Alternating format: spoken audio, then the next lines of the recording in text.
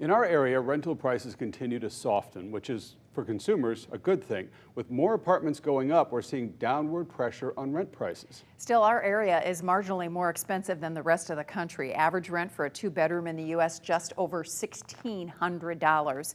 Now, in Fort Myers, the number is $1,763. In Cape Coral, the number goes up to $1,738. And then in Punta Gorda, $2,321. In Naples, it's the most expensive, over $3,000. Week News anchor Liz Byro spoke to people about rent hikes, negotiating, and the hassle of it all. 2 months free, 1 month waived, 6 weeks free. Go on most apartment complex websites and their rent special pops up immediately. It's much easier if they get you in, say, at $2,000 a month today and give you a month or two free than going back and actually cutting the rent to a lower level and then subsequently having to raise it. Dr. Shelton Weeks is a Lucas professor of real estate at Florida Gulf Coast University. With Leasing Now flags waving roadside and new buildings going up, Weeks says the consumer has the power with a glut of apartments in the marketplace. But renters I spoke to feel the opposite of power. Every year they would increase it like $300 to $400. First year I was living out here, it was around $1,000. Second year it went up to like $14.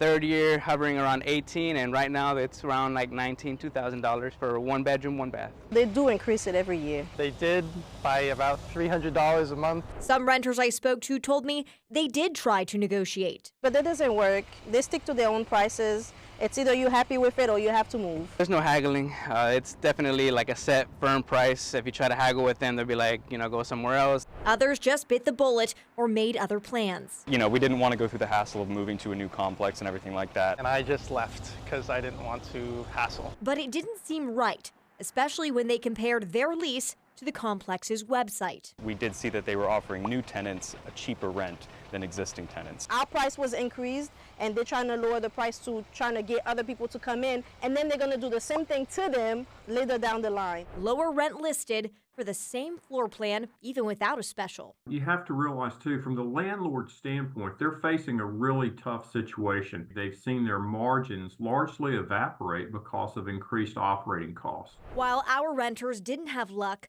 Weeks says pick up the phone and negotiate every time, but be informed. If you could do a quick survey of comparable properties so that when you're speaking to your landlord, you are informed about not only the deal that they may be offering today to new tenants, but what's available down the street. And if things haven't been perfect while you've lived there, don't be shy to bring that up in negotiations if you're looking to re-sign. Liz Byro, Wink News.